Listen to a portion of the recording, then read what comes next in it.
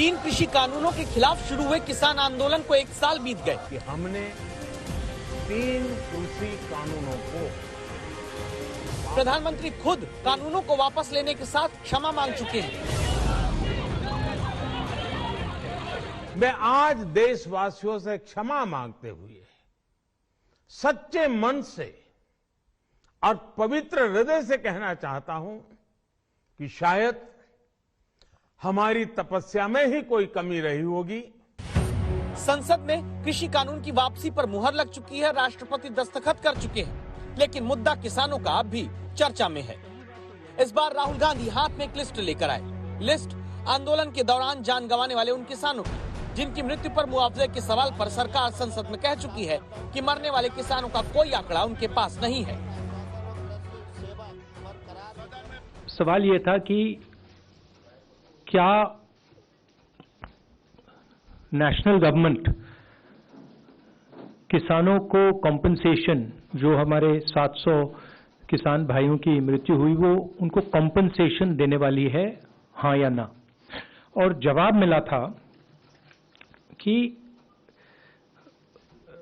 हिंदुस्तान की सरकार के पास किसानों का कोई रिकॉर्ड नहीं है। उनको ये नहीं मालूम कि ये कौन से किसान, 700 किसान हैं, इनके नाम क्या हैं, इनको कुछ नहीं मालूम। हमने थोड़ा काम किया।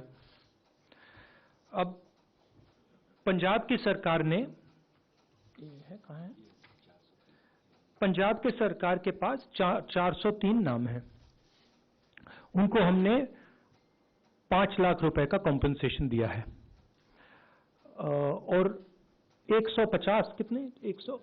152 लोगों को हमने नौकरी दी है और बाकी लोगों को भी हम नौकरी देने वाले हैं। तो पहली बात तो यह है कि 700 में से 500 तो यहां है, नाम, एड्रेस, फोन नंबर। हाँ,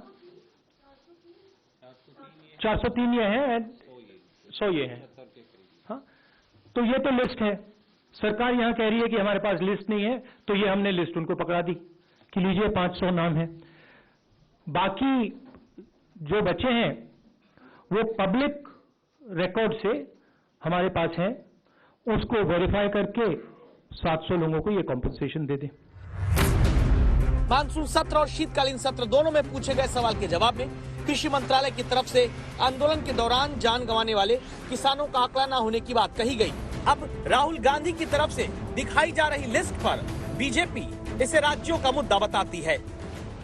देखिए, डाटा का जो स्रोत है वो प्रदेश की सरकारें होती हैं, वो वहां से भेजती हैं। अब कोई निश्चित डाटा नहीं है, तो ये तो एक आधिकारिक उत्तर है।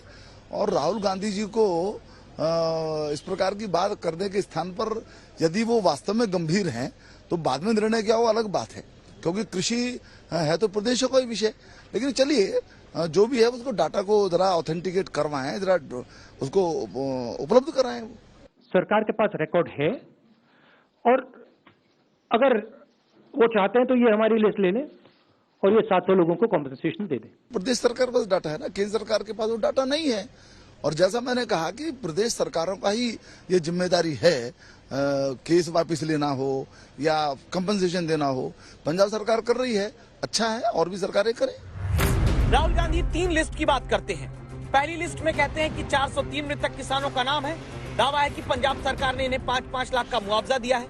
दूसरी लिस्ट में पंजाब से अलग राज्यों के 100 से ज्यादा किसानों के नाम होने का दावा है। तीसरी लिस्ट में राहुल के मुताबिक उन किसानों के नाम दर्ज हैं जो सार्वजनिक सूचना में हैं और आसानी से वेरीफाई हो सकते हैं।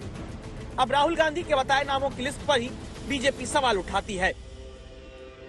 बहुत ढोल पीटकर माननीय प्रियंका जी ने कोविड-19 की विषम परिस्थिति में यूपी सरकार को बसों के नंबर मुहैया कराए थे।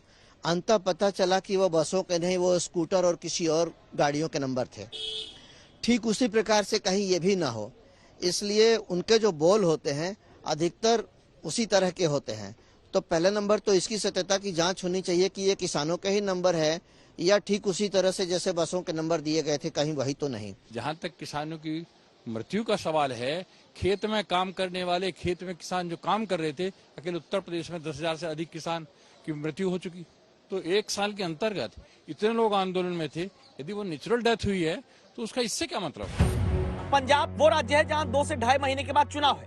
इसीलिए क्या किसानों की मृत्यु और मुआवजे का मुद्दा राजनीतिक तौर पर ज्यादा उठाया जा रहा है? दिल्ली से सुप्रिया भारद्वाज के साथ आज तक ब्यूरो।